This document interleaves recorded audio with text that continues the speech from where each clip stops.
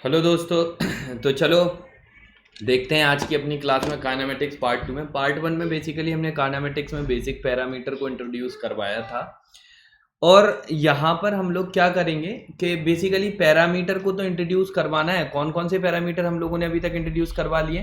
Position, displacement,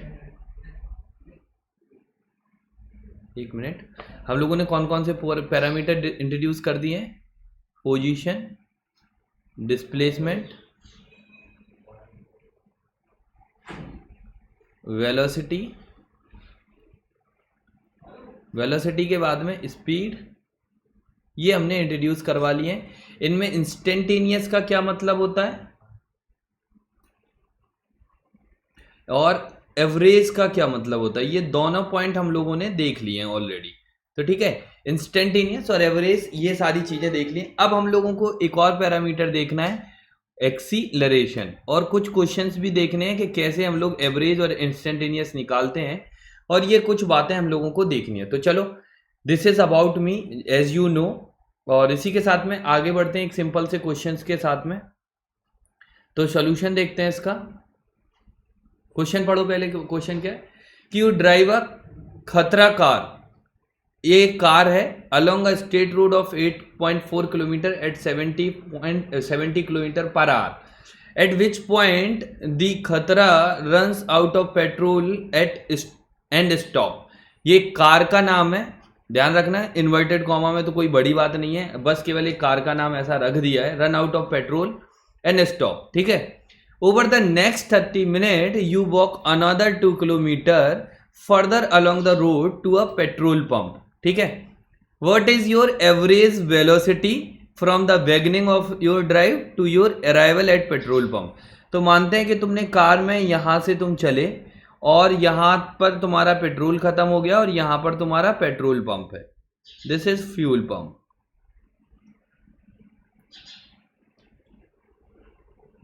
ठीक है, ये तुम्हारा फ्यूल पंप है, यहां पर तुम्हारा पेट्रोल खत्म हो गया था। और यहां पर एक बात बताओ कि ये straight road for 8.4 kilometre at 70 per hours, eight which point तक, यहां से लेके इस पॉइंट तक जहां तक पेट्रोल खत्म हुआ है वो वाली डिस्टेंस कितनी है? 8.4 किलोमीटर के बराबर। अब एक बात बताओ, यहाँ पे स्पीड किस स्पीड से जा रहे थे आप? मान लेते हैं वो स्पीड थी v1 is equal to 70 kilometre per hour. देखो, ये डायग्राम बनाने से होगा क्या कि तुम्हारी कुछ चीजें बहुत ही ज्यादा आसान हो जाएंगी। अब तुमने क्या किया कि आप 2 किलोमीटर और चले, कितने मिनट के लिए? 30 मिनट के लिए। कितने मिनट के लिए चले? 30 मिनट के लिए। तुम्हें क्या निकालनी है? Average velocity. तो average velocity is what? Change in displacement divided by time, this is average. ये हमारा एवरेज हो गया। तो एक बात बताओ, टोटल डिस्टेंस कितनी है? 9.4 kilometre is total distance D. Total time जो लगा पूरी की पूरी ट्रिप में वो किसके बराबर लगा? T1 plus T2, this is T2 and this is T1। तो T1 की वैल्यू आ कितनी गई? डिस्टेंस अपॉन टाइम, यानी कि 17, इतने आर के बराबर, या मिनट में कैलकुलेट करो या आर में कैलकुलेट कर लो। तो T2 की वैल्यू हमारे हिसाब से हो गई 1/2 आर के बराबर। तो टोटल टाइम कितना हो गया? दिस प्लस दिस, इसको कैंसिल आउट करोगे तो कितना आ जाएगा? 7 12 1.2, 0.12 आर के बराबर, और ये T2 कितना हो गया हमारा? 0.5 आर के बराबर। तो टोटल टाइम T किसके बराबर आ गया? 0.12 प्लस 0.5, टोटल कितना हो गया? 0.62 आर के बराबर, यानी कि इतने घंटे उसने चला होगा। तो एवरेज स्पीड अगर हम निकालें तो एवरेज स्पीड हमारी कितनी हो गई? Total distance 9.4 divided by total time 0.62, इतने किलोमीटर पर आवर। अगर कहीं आप इसको थोड़ा सा कैलसी यूज करोगे तो हमारा जो आंसर लिखा हुआ है वो आंसर इसी के बराबर आ जाएगा। 9.8 डिवाइडेड बाय 0.62, 15.80, रफली 16.80, यानी रफली 17 किलोमीटर पर आवर के बराबर आ जाएगा ये। ठीक है, सॉरी 8.2, यहाँ पे 4 होना चाहिए, ये 10.4 होना चाहिए, ये 10.4 किलोमीटर डिस्टेंस, क्योंकि 8.4 इधर हो गई और 2 किलोमीटर ये हो गई। तो हमारा एवरेज निकालने का फॉर्मूला सिंपल सा क्या हो गया कि कभी भी आपसे एवरेज पूछा जाए तो एवरेज का मतलब होता है total displacement upon total time over the given time period. जितने टाइम पीरियड के लिए आपको एवरेज कैलकुलेट करना है उतने टाइम पीरियड के लिए आपको क्या कर लेना चाहिए, नेट डिस्प्लेसमेंट कैलकुलेट करना है। डेल्टा एस क्या है, टोटल डिस्प्लेसमेंट, ये हमारा है क्या, टोटल डिस्प्लेसमेंट, ये हमारा क्या है, टोटल डिस्प्लेसमेंट। ये आपको समझ में आना चाहिए, ठीक है। तो ये हमारे लिए एक नेट डिस्प्लेसमेंट या फिर टोटल डिस्प्लेसमेंट करके हो गया। तो इसी का अगला पार्ट क्या हो सकता है वो देखते हैं। तो suppose that pump the petrol, suppose that to pump the petrol, pay for it and walk back to the khatra, pay for it and back to the khatra takes you another 45 minutes. What is your average speed from the beginning of your drive to your return to the truck with the petrol? तो देखो सीधी बात है, इसका solution देखो क्या है, ध्यान रखना उसने पूछा क्या है, एवरेज स्पीड। ये खतरनाक पॉइंट है क्योंकि यहीं पे लोग गलती करेंगे और हम आपको बताते हैं कि गलती क्या करेंगे। मान लेते हैं कि आप पूरी ट्रिप में यहाँ से चले दिस पॉइंट ए, आपका ट्रक यहाँ पे बंद हुआ बी, यहाँ पे पेट्रोल पंप था, ये वाली डिस्टेंस जो थी वो 2 किलोमीटर थी। आपने सब कुछ किया और वापस आप यहाँ पर आ गए तो ये वाली डिस्टेंस कितनी हो गई, 2 किलोमीटर हो गई। ये वाली डिस्टेंस नेट किसके बराबर है, 8.4 किलोमीटर के बराबर। तो हमें एवरेज स्पीड बतानी है।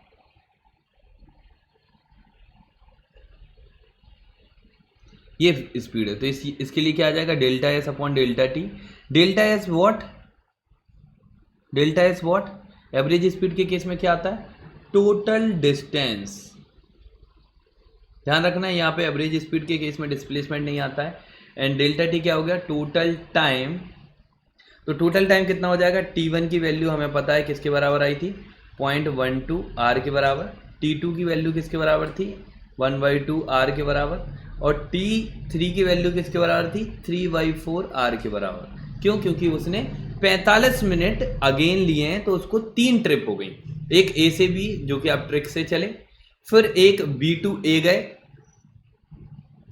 फिर आप B2 पंप गए जिसमें आपने टाइम T2 लिया, और फिर आप पंप टू B2 आए जिसमें आपने टाइम T3 लिया। तो नेट टाइम जो टोटल टाइम आया वो किसके बराबर हो गया, T1 plus T2 plus T3। तो इसके लिए लिख सकते हैं हम 12/100 या 0.12 प्लस 0.5 प्लस 0.75। टोटल नेट मिला के कितना हो गया, 0.62 प्लस 0.75, नेट आया 3.1 इतने आर के बराबर। तो ये आपका नेट टाइम टोटल ट्रिप में लगा। ट्रिप हमारी कितनी सी हो गई, अब ध्यान रखना कौन कौन सी ट्रिप हो गई। आप ए से बी गए, बी से पंप गए और पंप से रिटर्न होके बी आए, क्योंकि आपकी कार का पेट्रोल बी पे ख़त्म हो गया था। तो ये आपको एक सोफेस्टिकेटेड वे में समझ में आना चाहिए। होपफुली ये बात समझ में हो गई होगी आपको कि इसमें। और ध्यान रखना आपने क्या पूछा, एवरेज स्पीड। तो टोटल डिस्टेंस हमारी कितनी हो जाएगी, 8.4 kilometre plus 2 kilometre plus 2 kilometre. 3 trip हमारी हुई। ये हमारी कौन सी ट्रिप हुई, खतरा टू पंप, पंप टू अपनी कार तक। और ये हमारी कौन सी हुई, आपकी इनिशियल डेस्टिनेशन से कार के पेट्रोल बंद होने तक। तो टोटल कितनी हो गई, 12.4 किलोमीटर के बराबर। This is the total distance. तो एवरेज स्पीड किसके बराबर आ गई, ध्यान रखना एवरेज स्पीड किसके बराबर आ गई, 12.4 डिवाइडेड बाई 1.37 किलोमीटर पर आर के बराबर। जरा इसको सॉल्व करना है, तो इसको सॉल्व करेंगे आप तो कितना आ जाएगा, 12.4 divided by 1.37 that will equal to 9.05 रफली इक्वल आता है ये 9.05 किलोमीटर पर आर के बराबर। तो हमारा आंसर कौन सा हो गया इसका, 9.51 किलोमीटर। रफली आंसर आप इतना लिख सकते हो। तो होपफुली आपको एक बात समझ में आ गई होगी कि इस क्वेश्चन को करना कैसे है और ये क्वेश्चन हमारा है कैसे। तो ये छोटे छोटे पॉइंट्स हैं जो आपको इतनी सी बात समझ में आनी चाहिए कि हमें करना कैसे है, ठीक है। ये एवरेज स्पीड है, सारा गेम यहाँ पे प्लान था। अगर इसमें एवरेज वेलोसिटी पूछ लेते तो net displacement divided by time आता, और फिर डिस्प्लेसमेंट जो हमारा नेट हुआ है वो सिर्फ और सिर्फ 8.5 किलोमीटर हुआ है, ना कि हमारा 12.4 किलोमीटर हमारी क्या है, टोटल डिस्टेंस है। क्या है हमारी टोटल डिस्टेंस है। तो होपफुली आपको एवरेज स्पीड, एवरेज वेलोसिटी, इन दोनों में बहुत हद तक चीज़ें एकदम क्लियर हो चुकी होंगी कि हमें इनको करना कैसे है, ठीक है। तो चलिए, दिस इज आवर क्वेश्चन। और जैसा कि आप देख पा रहे होंगे कि ये क्वेश्चन था, एक बार फिर से इसको देख लो, और इसका ये सोल्यूशन हमने कर दिया। This is second part and this is our first part. First part में उसने एवरेज वेलोसिटी पूछी थी, तो आपसे डायरेक्शन भी पूछ सकता है। तो डायरेक्शन हमारी क्या होगी, यहाँ से चले यहाँ तक गए, तो हमारी जो एवरेज वेलोसिटी की जो डायरेक्शन होती है वो किसके बराबर तो होती है, net displacement divided by time. तो हमारा इस पॉइंट से इस पॉइंट तक जाने में डिस्प्लेसमेंट वेक्टर हमारा कैसा होगा, वो कुछ ऐसा होगा। तो हमारी डायरेक्शन कौन सी हो जाएगी, car to pump, car to pump की डायरेक्शन, ठीक है। तो ये हमारी एवरेज टोटल ट्रिप में जो एवरेज वेलोसिटी और एवरेज डिस्टेंस निकल के आई वो हमने आपको सॉल्व करके बता दिया। चलो, hopefully this will clear to you. चलो, तो इसी के साथ में अब हम लोग आगे बढ़ते हैं नेक्स्ट क्वेश्चन की तरफ। आपको इस क्वेश्चन को सबसे पहले सॉल्व करना है, अपने खुद से वीडियो को पॉज करनी है। आफ्टर दैट जब आप वीडियो पॉज करके इसको सॉल्व करेंगे तो आप इन सारी चीज़ों को देख पाएंगे कि हमें इनको करना कैसे है, ठीक है। तो ये आपके लिए एक इंपॉर्टेंट पॉइंट हो सकता है। चलो, तो चलो सॉल्यूशन की तरफ आगे बढ़ते हैं। If a particle traverse on a semi circular path of radius r from a to b, a to b का मतलब क्या है, a पॉइंट हमारा इधर है और b पॉइंट हमारा इधर है। This is the centre of the path, ये सेमी सर्कुलर है।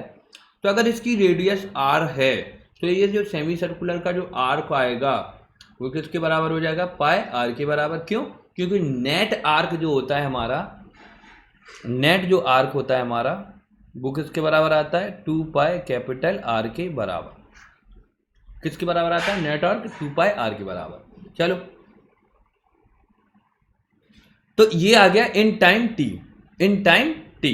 Then find average speed. अब देखो, एवरेज स्पीड उसने पूछी है और एवरेज वेलोसिटी पूछी है। तो पहले हम एवरेज स्पीड बताते, तो एवरेज स्पीड के लिए total distance upon total time, इसको लिख दो, total distance upon total time, ये हमारी हो गई।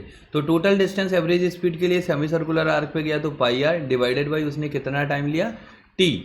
तो हमारा एवरेज स्पीड का टाइम कितना आंसर आ गया, ये आ गया। This is average speed. ये तो हो गया हमारा फर्स्ट पार्ट। सेकंड पार्ट में हमें क्या निकालना है, एवरेज वेलोसिटी। वेलोसिटी है तो वेक्टर है, this is equal to net displacement divided by net time. तो नेट डिस्प्लेसमेंट हमारा ए से बी जाने में कौन सा हुआ, वो displacement shortest part between A and B. तो ये किसके बराबर हुआ, 2r डिवाइडेड बाई टी, और डायरेक्शन कौन सी हो गई, ए टू बी, ये हमारी डायरेक्शन आ गई। तो इतना सा काम करना है, मतलब कि आपको एवरेज वेलोसिटी और एवरेज स्पीड में टाइम डिफरेंस आपको कैलकुलेट करके रखना है, और साथ ही साथ आपको पता लगाना है कि हमें इसको करना कैसे है। This is our motive part and important part कि जो कि हमें सॉल्व करके रखना है। ये जो आर्क है वो पूरे सर्कल का लिखा है, ध्यान रखना, फुल सर्कल का है।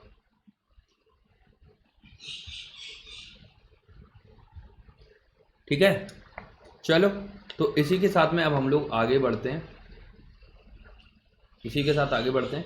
तो नोट लगा के आप इसमें आप एडिशनली ऐड कर सकते हैं। 2 क्वेश्चन हमने बताए हैं, क्वेश्चन को नोट कर लो, नोट करते जाओ और लिखते जाओ। पैरेलल में एडिशनली एफर्ट्स नहीं डालने, क्योंकि जितने टाइम में आप नोट करोगे उतने टाइम में दूसरी चीज़ें आप कर सकते हो, उनको सॉल्व भी कर सकते हो, उनको निकाल भी सकते हो। तो ये आपके लिए एक इम्पॉर्टेंट और अच्छा पॉइंट हो सकता है।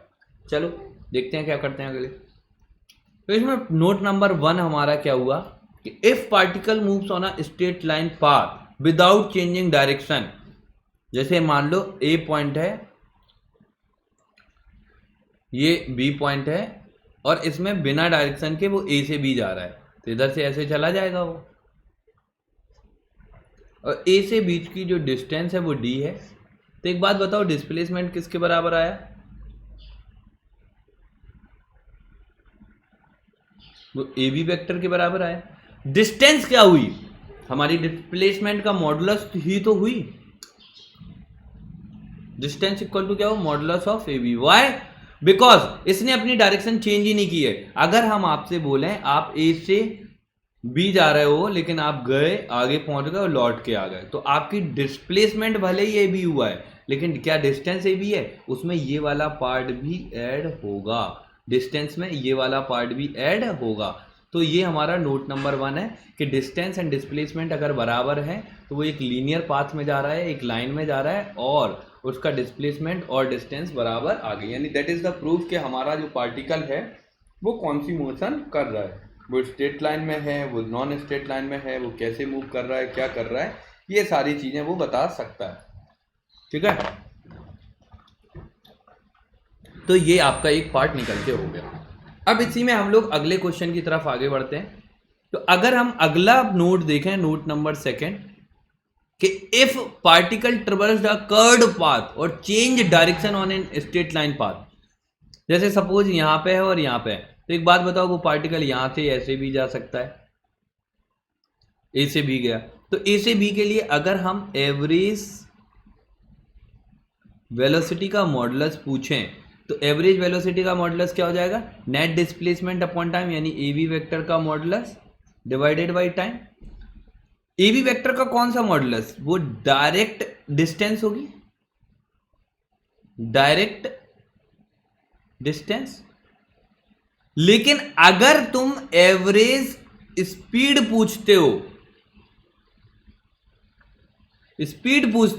तो वो distance D upon total time लगेगा, और डिस्टेंस डी का मतलब है along path, along the curve path. वो किसके अलोंग हो जाएगी? Along the curve path. तो हमारी जो एवरेज स्पीड है वो ज्यादा आएगी। क्यों? क्योंकि अलोंग द कर्व पाथ हमारी डिस्टेंस ज्यादा है। तो हम क्लियरली कह सकते हैं कि एवरेज वेलोसिटी का जो मॉडुलस है वो हमेशा कम होता है एवरेज स्पीड के से।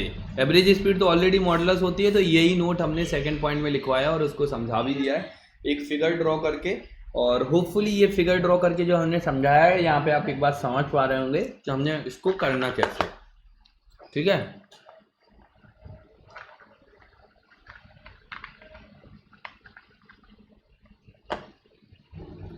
चलो। तो अगर कहीं अब हम इसके लिए देखें, average valid for all path, average हमेशा हर एक पाथ के लिए वैलिड है। तो the instantaneous velocity is equal to the instantaneous speed. ये बात हम आपकी मान गए कि इंस्टेंटेनियस स्पीड का वेलोसिटी का जो मॉडुलस होता है वो वेलोसिटी ऑफ इंस्टेंटेनियस स्पीड के बराबर होता है। ये बात हम मान गए। मतलब कि आपको D x vector divided by D T का मॉडुलस पूछ लें तो वो आपका बराबर होगा velocity of speed, instantaneous speed के बराबर। इसका मतलब क्या हुआ? इंस्टेंटेनियस। देखो ये छोटी छोटी बातें हैं, आपको लग रहा होगा इंस्टेंटेनियस स्पीड के बराबर कि सर इसमें ऐसा क्या खास पढ़ा रहे हैं कि आप इसको बार बार बता रहे हैं। क्योंकि आपके सामने velocity as a function of time दी रहेगी, या displacement as a function of time दिया जाएगा, और instantaneous at t equal to some time t nought पर आपसे इंस्टेंटेनियस स्पीड पूछ लेगा। तो आप कहोगे सर डिस्प्लेसमेंट दिया है, इंस्टेंटेनियस स्पीड पूछ ली, हमें तो स्पीड के लिए डिस्टेंस चाहिए होगी और ये डिस्प्लेसमेंट दिया। तो वो कन्फ्यूजन नहीं होना है। ये नोट आपको, नोट नंबर 3, ये आपको ये बता देता है कि हमें कौन सी चीज़ के लिए क्या करना है। अभी क्वेश्चन में हम बहुत सारी चीज़ें करेंगे तो आपको थोड़ी सी फील और आ जाएगी, बट नो डाउट अभी के लिए आपको ये बात क्लियर होनी चाहिए और पता होना चाहिए, ठीक है। चलो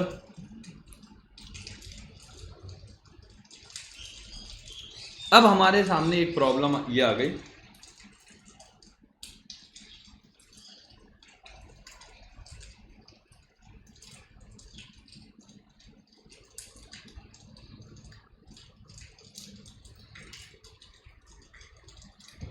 कि हमें average speed of velocity as a function of time given कर दिया है, ठीक है।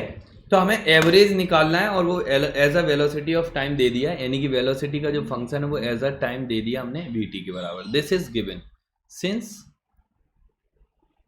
This is given. पहले इसको हम लोग एक वेरिएबल के फॉर्म में देख लेते हैं, फिर इसमें एक सोफिस्टिकेटेड क्वेश्चन अच्छे से कर लेंगे। तो अभी टेंशन नहीं लेनी है कि इसको करना कैसे और क्या करेंगे। तो देखो हमें एवरेज निकालना है, वेलोसिटी दी है। तो एक छोटी सी बात हमें बताओ, जैसे आपके पास में नंबर है 1 2 4 5, इन 4 नंबर का एवरेज कैसे निकालते हो? सर कुछ नहीं करते हैं, सबको ऐड कर देते हैं और जितनी क्वांटिटी है उसको उतने से डिवाइड कर देंगे। तो हम क्या कर रहे हैं, पहले वेलोसिटी को ऐड कर रहे हैं। तो वी डी टी यानी टाइम के रिस्पेक्ट में हमने t1 से लेके t2 तक ऐड कर दिया। इंटीग्रल क्या दिखाता है, हमने बताया था ना आपको, इंटीग्रल इज द समेशन या फिर एरिया, समेशन या area under the curve with time axis. क्योंकि इसमें dt है तो उसी के रिस्पेक्ट में दिखाएगा, तो हमने ये क्या कर दिया, नेट सबका ऐड कर दिया, ये हमारा आ गया। अब हमें इसके मैग्नीट्यूड यानी कितने टाइम में डिवाइड किया, तो ये नंबर से डिवाइड करना पड़ता है। तो यहाँ पे नंबर हमारा क्या है, t2 माइनस t1, इससे डिवाइड कर दो। तो जैसे ही तुम इससे डिवाइड कर दोगे, इससे जैसे ही तुम डिवाइड करोगे तो तुम्हारे सामने एक बड़ी अच्छी सी चीज निकल के आ जाएगी कि तुमने कर क्या दिया है, कि देखो ये क्या हुआ, net v, this is what, net velocity या स्पीड, सबका योग सम हो गया ये। तो हमारा जो वैल्यू आएगा वो क्या आ जाएगा, वो एवरेज के बराबर आएगा over the time interval dt। तो अगर कहीं हमें velocity as a time function दिया है, एज अ टाइम फंक्शन दिया है, एज अ टाइम फंक्शन दिया है, तो तुम एक काम कर सकते हो कि इसको करना कैसे है। This is very basic and fundamental part जो कि हमें डिस्कस करना है, ठीक है। ये वी एवरेज है। चलो तो वी एवरेज में अब हमने जैसे एक क्वेश्चन लेके दिखा दिया, अब हम इसको कैसे करना है, क्या करना है, ये सॉल्व करके दिखाते हैं। कि सपोज अगर हमारा वेलोसिटी वेक्टर kt के बराबर है, किसके बराबर है, kt के बराबर, हमें वी एवरेज निकालना है over the time period t, ठीक है, over the time period t। ये एवरेज निकालना है ओवर द डिस्प्लेसमेंट x, इसका मतलब है x के रिस्पेक्ट में, और इसका मतलब है अगर वो x का फंक्शन है और इसका मतलब है कि वो वेलोसिटी का फंक्शन। तो v ये दे दिया, तो इंटीग्रल हमने फॉर्मूला लगाया, किस टाइम में निकालना है, फर्स्ट t, टाइम t के एक्सप्रेशन में, तो 0 से लेके t तक हमने इसको किया v dt divided by delta t मतलब t minus 0, this will equal to v average, ठीक है। ये हो गया हमारा। तो v की वैल्यू अब हम सब्स्टिट्यूट कर रहे हैं, तो किसके बराबर आ गई, k dt इंटू 0 से लेके t तक डिवाइडेड बाई t, ये आ गया। ऊपर इंटीग्रेट कर दो तो कितना आ जाएगा, k t square divided by 2 minus 0 square divided by 2, limit हमने एक साथ सब्स्टिट्यूट कर दी, this is divided by t, यानी कि k t square divided by 2 upon t, एक t से t कैंसिल हो जाएगा, तो k t डिवाइडेड by 2, this is v average. अब देखो इसमें आप लोग क्या सोच सकते हो, मैं आपका थोड़ा सा कंफ्यूजन और टेंशन पैदा करने वाला हूं कि आप अगर कहीं यहाँ टी से ये वाला टी कैंसिल कर रहे हैं तो आप गलत कर रहे हैं, ऐसा ना करें, क्योंकि ये टी अभी इंटीग्रेट नहीं हुआ है। This T and this T R different, वो आपको भले ही देखने में एक जैसे लग रहा हूँ बट दिस इज डिफरेंट। अगर आपको नहीं भरोसा है तो यहाँ पे t1 लिखो, तो यहाँ पे t1 आ जाएगा। अब t1 से t कभी भी कैंसिल नहीं होगा, तुम इसको over the time period t1 लिख लो, लिमिट सब्स्टिट्यूट कर दोगे, लिमिट के बाद में t1 से t1 कैंसिल हो जाएगा, यहाँ पे t1 है, यहाँ पे t1 है, यहाँ पे t1, तो आपका जो एवरेज आ जाएगा वो किसके बराबर आ गया, के टी डिवाइडेड बाई 2 के बराबर।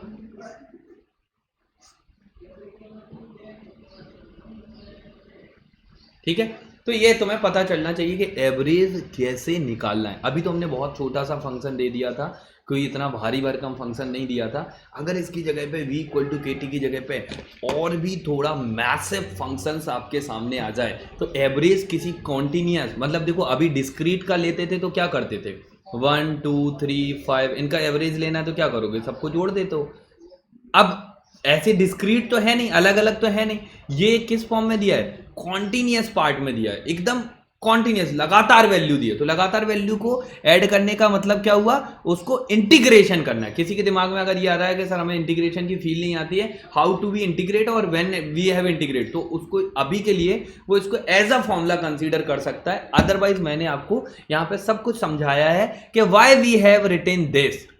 इसका मतलब क्या हुआ, नेट वी मतलब कि summation of velocity over the time interval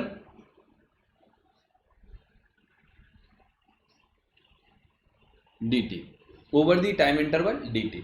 नीचे हमारा क्या लिखा हुआ है, टाइम पीरियड लिखा हुआ है, वो टाइम जो इंटरवल है वो हमारा लिखा हुआ है। तो आपको ये छोटी छोटी बातें हैं, होपफुली बहुत ही ज़्यादा इंपॉर्टेंट है, क्योंकि एवरेज के क्वेश्चंस आते हैं और लोगों को एवरेज नहीं निकालना आता है। अगर आपका एवरेज डिस्क्रीट है तो उस फॉर्मूले से जाइए, अगर आपका एवरेज ऐसे, और ये नहीं कह रहे हैं this average is valid for only velocity, ये एवरेज आपका ऑल ओवर पूरी मैथ्स में लाइफ में कभी भी एवरेज निकालने वाला क्वेश्चन आ जाए तो आपको ये एवरेज निकाल देना है बिना किसी टाइम के और बिना किसी झंझट के। आपको सोचना भी नहीं है कि कैसे करना है, क्यों करना है और इसको सॉल्व कैसे करना है। This is the must important part जो कि हमें देखना है, ठीक है। तो आपको ये सारी बातों भी समझ में आनी चाहिए, ठीक है। चलो तो इसके लिए हम देखते हैं, आगे बढ़ते हैं। अब हम लोग बात करते हैं अपने एक्सीलरेशन की। होपफुली आपको एवरेज पे कोई डाउट नहीं रह गया होगा। एवरेज पे हमने एक छोटा सा क्वेश्चन करवाया है, बाकी हम लोग प्रैक्टिस में बहुत सारे क्वेश्चन देंगे। और अगर आपको क्वेश्चन लिखना है तो इसी में अभी वेलोसिटी के टी दी है, आप वेलोसिटी को लिख लो के T square plus 2t plus 3, ये वेलोसिटी टाइम का फंक्शन दी है।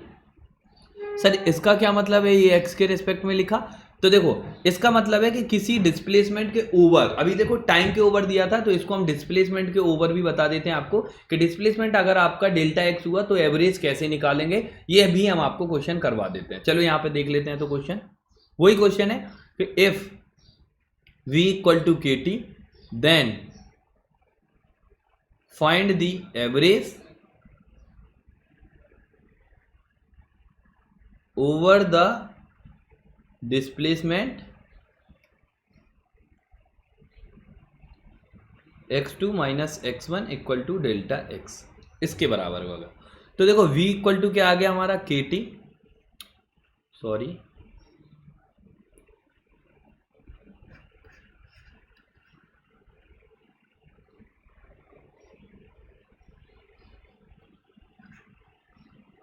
v इक्वल टू क्या आ गया के टी, तो dx divided by D T is equal to हम लिख सकते हैं के टी के बराबर, बिल्कुल लिख सकते हैं। तो dx हमारा किसके बराबर आ गया, के टी डी टी के बराबर।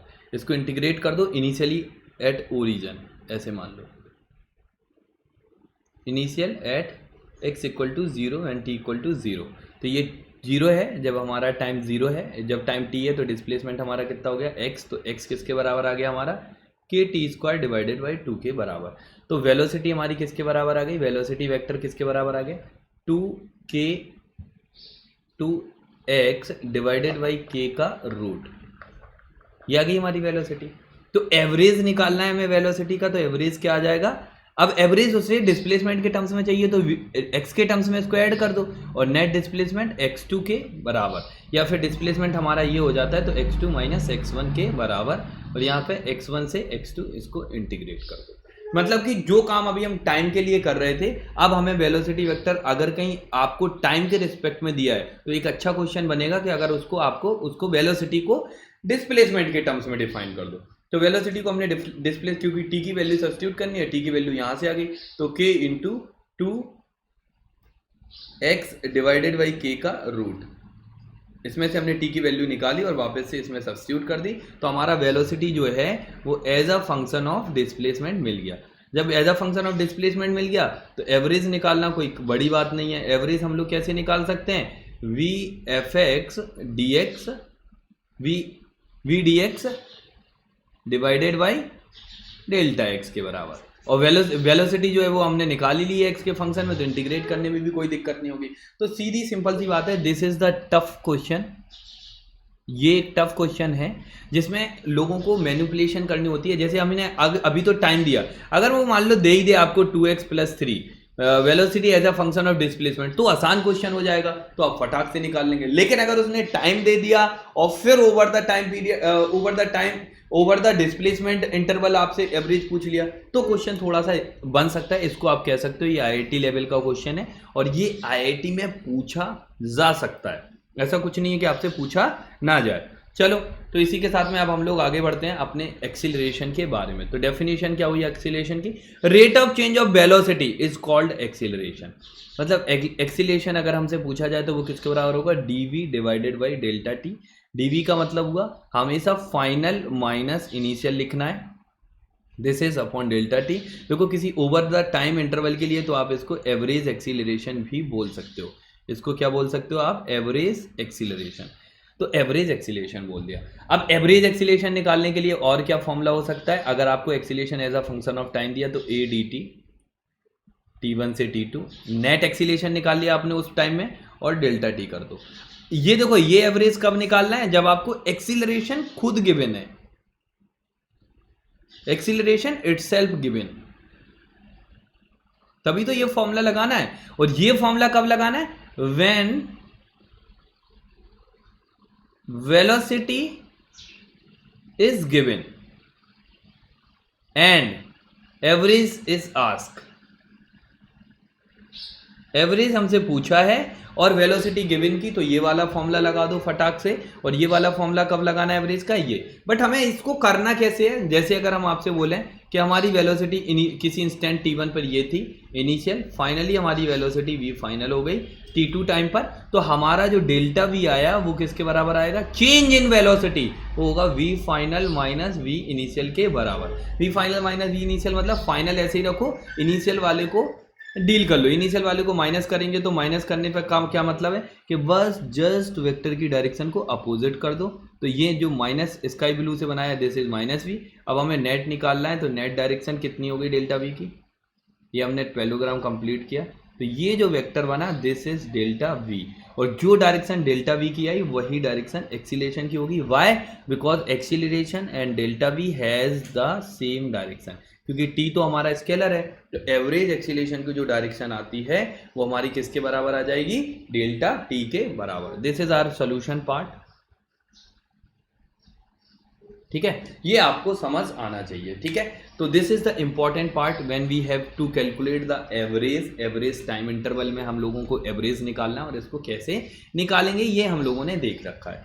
चलो ठीक है, होपफुली ये आपको समझ आ गया होगा कि इसमें हम लोगों को एवरेज कैसे निकालना है। ध्यान रखना ये v2 माइनस v1 कुछ भी नहीं होता है। कभी भी आपको चेंज इन वेलोसिटी पूछा जाए पूरी फिजिक्स में, तो आपको हमेशा फाइनल माइनस इनिशियल करना है। All over the physics change हमेशा फाइनल माइनस इनिशियल, मतलब कि एक पार्टिकल है, अगर कहीं जैसे क्वेश्चन में वो आपसे बोल रहा है this is north, this is south, this is east and this is west. एक पार्टिकल है ए से चला ईस्ट की डायरेक्शन में, मूव करते करते करते करते किसी पॉइंट बी पे पहुंचा और उसकी डायरेक्शन नॉर्थ में हो गई, तो हमारी ये फाइनल हो गई और ये इनिशियल हो गई, और उसको टाइम कितना लगा, डेल्टा टी। तो हमारा जो एक्सीलरेशन आएगा एवरेज वो किसके बराबर आएगा, v final minus v initial divided by delta T के बराबर। क्यों, क्योंकि वेलोसिटी गिवन है और एक्सीलरेशन पूछा है। ये हमारे लिए एक इंपॉर्टेंट पार्ट है, तो इसको अच्छे से बिल्कुल बहुत ही बेहतरीन तरीके से ग्रिप में रखना है। और ये बेसिकली वेक्टर सब्सट्रैक्शन को एम्फसाइज करता है। व्हाई, बिकॉज एक्सीलरेशन हमारा क्या है, delta v divided by delta T, ये हमारा एवरेज है। ध्यान रखना ये हमारा क्या है, एवरेज। अगर हमें इंस्टेंटेनियस पूछ लिया जाए तो इंस्टेंटेनियस क्या होता है, differential divided by D T, वो फर्स्ट ऑर्डर डिफरेंशियल होता है velocity as a function of अगर टाइम दिया है तो हमें इंस्टेंटेनियस ऐसे बताना है। इंस्टेंटेनियस वर्ड से ही चीज़ें क्लियर हो रही हैं कि हमें इंस्टेंटेनियस निकालना है। क्या निकालना है, इंस्टेंटेनियस निकालना है, कुछ और नहीं निकालना है। तो देखो इसकी डायमेंशन जो होती है वो क्या हो गई, एल टी की पावर -1, डायमेंशन जो एसआई में यूनिट जो आती है वो मीटर पर सेकेंड स्क्वायर के बराबर आती है। ठीक है, ये आपके लिए एक बात होगी। कुछ इंपॉर्टेंट पॉइंट्स वगैरह हैं इसमें, तो हम लोग कुछ इंपॉर्टेंट पॉइंट्स डिटेल्स में और डेप्थ में देखेंगे, और कुछ पॉइंट जो डिटेल्स और डेप्थ के हैं वो हम आपको सब कुछ एम्फेसाइज करेंगे। तो होपफुली हम लोगों ने जो पैरामीटर्स पढ़े हैं उसमें सबसे पहला हम लोगों ने पोजीशन पढ़ लिया कंप्लीट।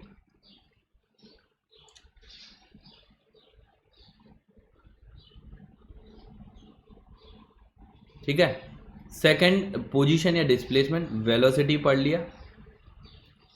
और वेलोसिटी में देखो हमने दो चीजें पढ़ी हैं, एक तो इंस्टेंटेनियस, तो क्वेश्चन में वो बोलेगा इंस्टेंटेनियस है, अगर उसने इंस्टेंटेनियस वेलोसिटी बोलो, और कई बार इसी को वेलोसिटी बोल देते हैं नॉर्मल, लेकिन जब भी एवरेज निकालना होगा तो वो आपसे बोलेगा एवरेज वेलोसिटी, ये एवरेज है। अब एवरेज वेलोसिटी भी दो तरीके से हो सकती है, ओवर द टाइम इंटरवल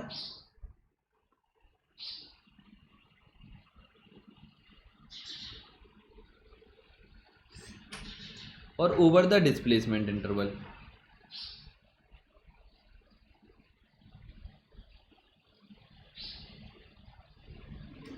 ठीक है, ओवर द टाइम इंटरवल में कैसे निकालेंगे एवरेज?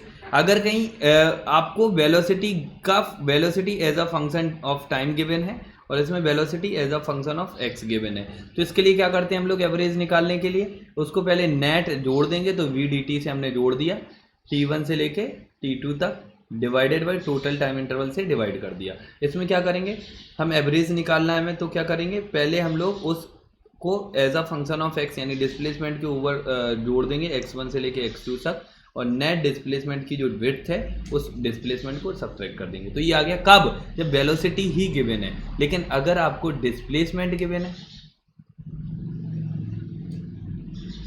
डिस्प्लेसमेंट गिवन है तो क्या करोगे आप? डिस्प्लेसमेंट गिवन है तो क्या करोगे? एवरेज निकालने के लिए क्या करोगे? Displacement net change of displacement divided by dt। और इंस्टेंटेनियस अगर आपको बताना है तो इंस्टेंटेनियस का तो लफड़ा ही नहीं है, वो तो फर्स्ट ऑर्डर डिफरेंशियल होता है एवरेज में। एवरेज के लिए ही करते हैं पंगे, इंस्टेंटेनियस के लिए नहीं करेंगे। ठीक है, और एवरेज स्पीड का मतलब क्या हुआ? एवरेज स्पीड ये वेक्टर हुआ हमारा। एवरेज स्पीड का मतलब क्या हुआ? Total distance upon total time. तो आपको क्लियर हो गया होगा कि कब एवरेज निकालना है इंटीग्रेशन से, कब एवरेज निकालना है मैं इससे। अगर डिस्प्लेसमेंट गिवन है, वेलोसिटी एवरेज पूछिए तो ये फॉर्मूला। अगर velocity itself as a function of time given है या as a function of displacement given है, तो आपको फिर इंटीग्रेशन वाला तरीका यूज में लाना है। समझ गए? तो ये बात आपको होपफुली समझ आ गई होगी। ये हमने वेलोसिटी पढ़ ली, वेलोसिटी भी पढ़ दी, यहाँ पे हमने स्पीड भी बता दी। स्पीड में भी इंस्टेंटेनियस और एवरेज दोनों पूछे जा सकते हैं। सेकंड पार्ट हो गया। अब हमने तीसरा चीज जो कंप्लीट कराई है वो है एक्सीलरेशन। तो एक्सीलरेशन में भी क्या है, इंस्टेंटेनियस पूछा जा सकता है आपसे, इंस्टेंटेनियस एक्सीलरेशन, या इसी को हम लोग नॉर्मल एक्सीलरेशन भी बोल देते हैं।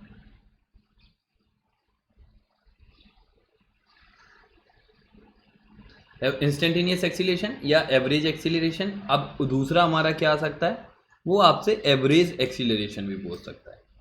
ये फ्लो चार्ट आपको बना लेने हैं ताकि आपको रिवीजन टाइम पे बहुत ज़्यादा हेल्प करेंगे। एवरेज एक्सीलरेशन में भी दो चीज़ें हो सकती हैं, ओवर टाइम इंटरवल,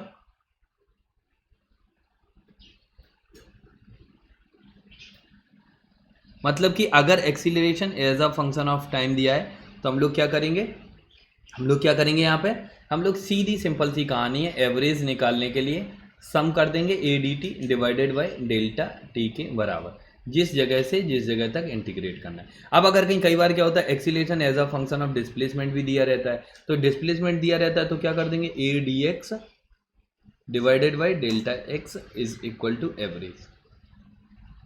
तो ये कुछ बातें हैं जो आपको क्लियर होनी चाहिए, मतलब इसमें टफ नहीं है। आप कभी भी एवरेज कॉन्टिन्यूअस फंक्शन का निकालने जा रहे होंगे तो एवरेज हमेशा कॉन्टिन्यूअस फंक्शंस का ओवर द इंटीग्रेशन साइन निकाला जाएगा, चाहे वो केमिस्ट्री में हो, फिजिक्स में हो, मैथ्स में हो। बट हमने आपको यहाँ पे एवरेज समझाया है कि what is the mean of average and average, why we have to calculate the average. ये आपको समझ आना चाहिए, ये आपको एकदम फंडामेंटली क्लियर होना चाहिए कि हमने ये काम क्यों किया। क्वेश्चन तो बहुत आसान है और इसमें क्वेश्चंस हो भी जाते हैं, मतलब जिनमें काइनेमेटिक्स में जिन लोगों को डर लगता है उनके लिए काइनेमेटिक्स में एक बहुत बड़ा जो डर क्रिएट होता है वो एक पार्ट हम आपको समझाने की कोशिश कर रहे हैं। और this is purely advance level, मतलब हमने जीरो से स्टार्ट किया है फिर उसको एडवांस लेवल पर लेके गए। तो आपको ये नहीं सोचना है कि सर हमारा क्या है, मीन्स कहाँ गया, मीन्स इसके बीच में कवर कर रखा है। मतलब कि अगर आप लेक्चर्स को ढंग से देख रहे हैं, चीजों को ढंग से सॉल्व कर रहे हैं, तो आपका काम बहुत आसान हो जाएगा हैं। चलो, तो इसी के साथ में आज की वीडियो को हम लोग एंड करते हैं।